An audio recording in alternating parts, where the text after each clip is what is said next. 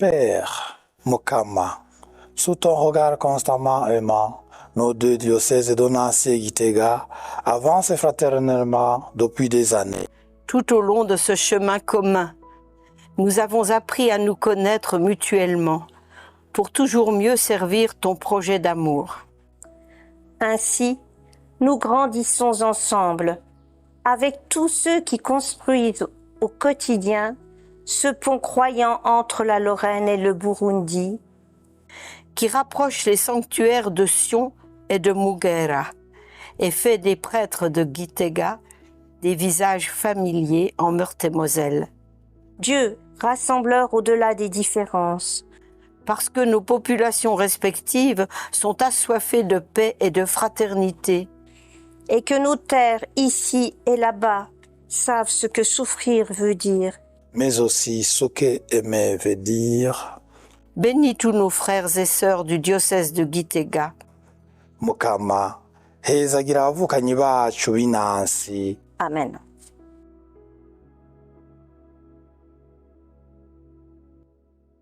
Messeigneurs, bonjour. Je voudrais demander à chacun ses impressions après cette semaine riche en rencontres et en échanges. Alors les premières impressions, c'est beaucoup de joie, beaucoup d'émotions aussi dans les diverses rencontres. Le temps de cette visitation avec un accueil extrêmement chaleureux de la part de Monseigneur Bonaventure et de tous ses collaborateurs et des communautés que nous avons visitées.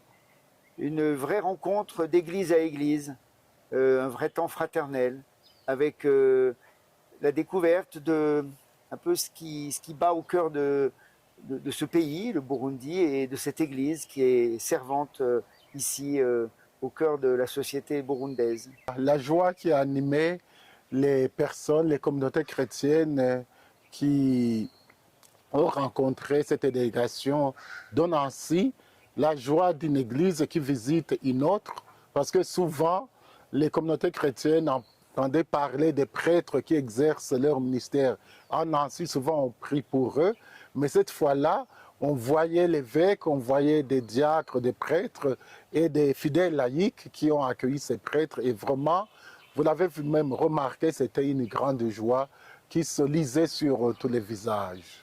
Y a-t-il des moments, des instants qui vous ont particulièrement marqué?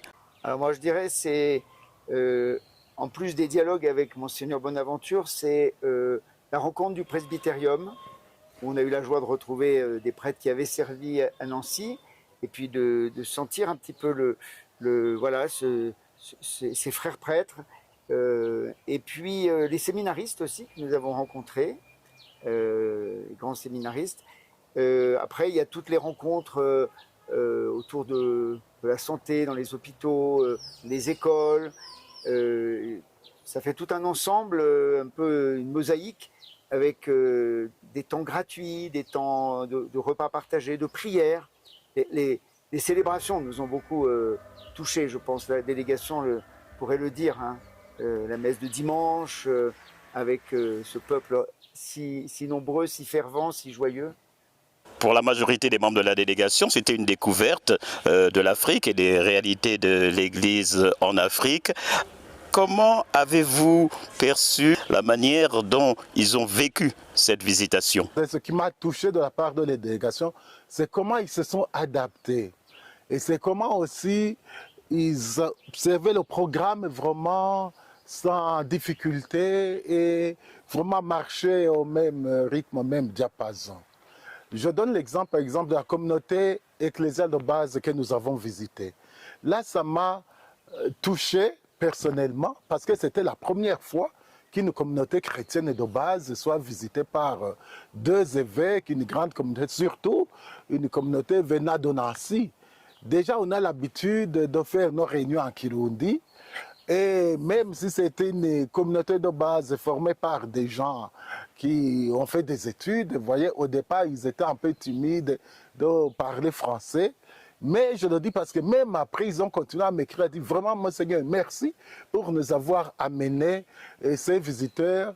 Nous avons vu que l'Église a les mêmes préoccupations. C'était aussi une visite de consolation, de réconfort, puisque vous n'avez pas seulement visité l'hôpital de Moutoyi, vous avez visité l'hôpital de Béthanie, vous avez visité les enfants sourds-muets, les enfants aveugles, les handicapés.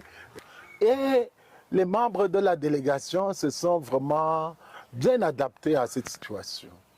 Que peut-on dire sur les perspectives à ouvrir pour ancrer encore plus la collaboration entre nos deux diocèses? Je pourrais commencer par là des besoins de notre diocèse. Je dis d'abord, dans le secteur scolaire, il y a vraiment moyen de travailler ensemble parce que là, nous avons besoin, par exemple, des livres édités en français, parce que l'enseignement se fait en français.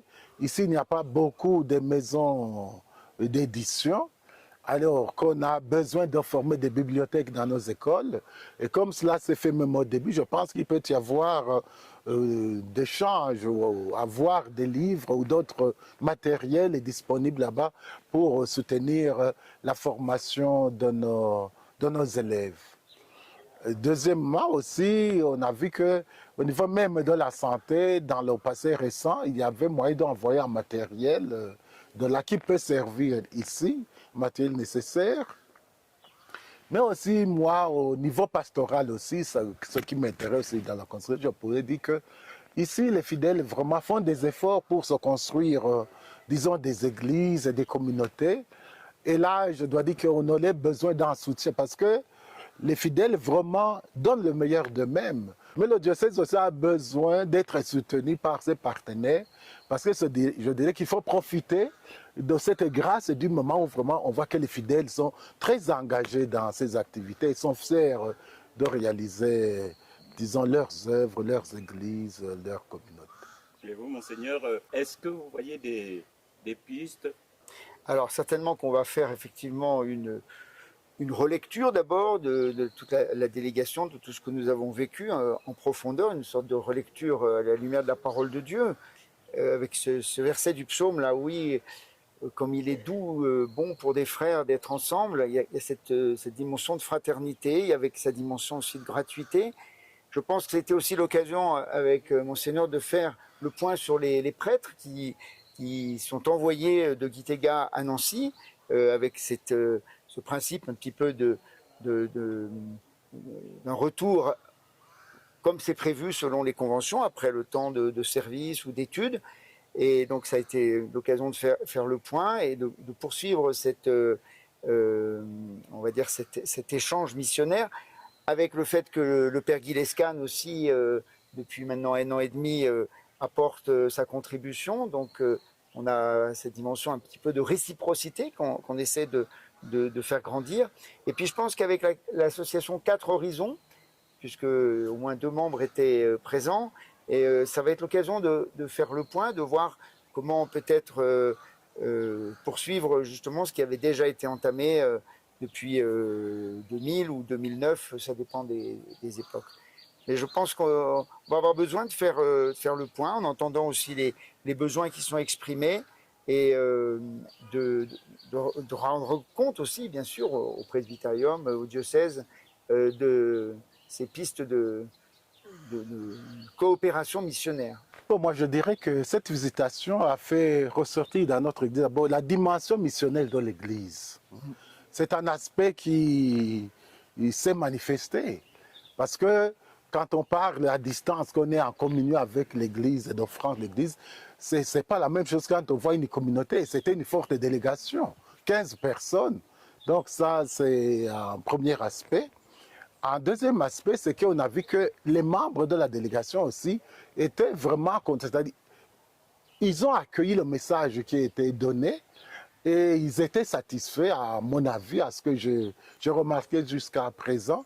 Et cela montre que nous allons pouvoir poursuivre, que l'élan missionnel va de nouveau se renforcer et s'étendre, surtout au niveau même de la prière. Parce que souvent, il y en a qui considèrent que la coopération missionnaire, c'est seulement entre prêtres ou des bien, mais nous devons nous porter mutuellement dans la prière. Parce que les besoins fondamentaux disons, de l'homme, comme dit la parole de Dieu, l'homme ne vit pas seulement de pain, mais il vit de toute parole qui sort de la bouche du Seigneur. Alors, priez les uns pour les autres pour que nous puissions nous enraciner dans l'amour du Seigneur. Alors aussi, notre activité missionnaire, notre apostolat pourra porter plus de fruits. La joie de partager, la joie d'être chrétien, on peut dire qu'elle était présente à chaque instant?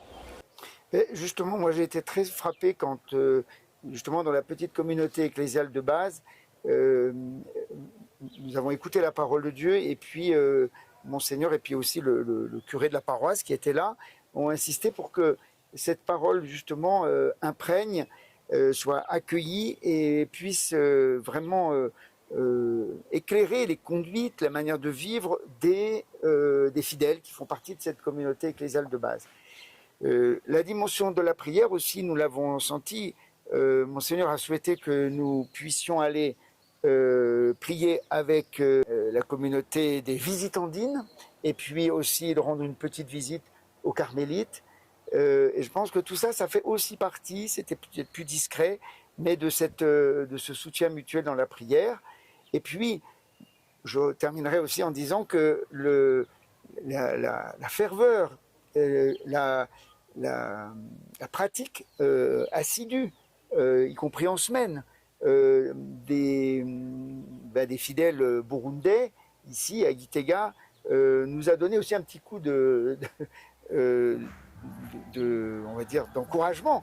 C'est-à-dire, voilà, découvrir à quel point le rassemblement dominical en particulier, eh bien, c'est pas en option, c'est vraiment quelque chose qui permet de donner corps à la communauté et à sa dimension missionnaire.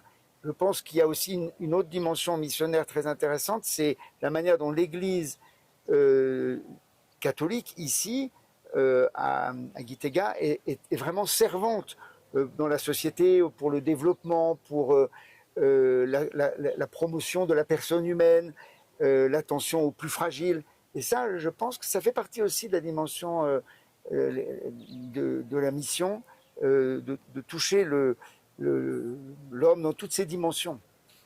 Hein, merci en tout cas de nous avoir si bien accueillis et de nous avoir un peu fait partager ce qui fait le cœur de votre vie de pasteur et avec vos fidèles. Merci beaucoup. Alors, je dirais que la communauté diocésaine de l'archidiocèse de Gitega est très reconnaissante pour votre visite et saluer les fidèles de Nancy. Nous restons en communion de foi et de prière.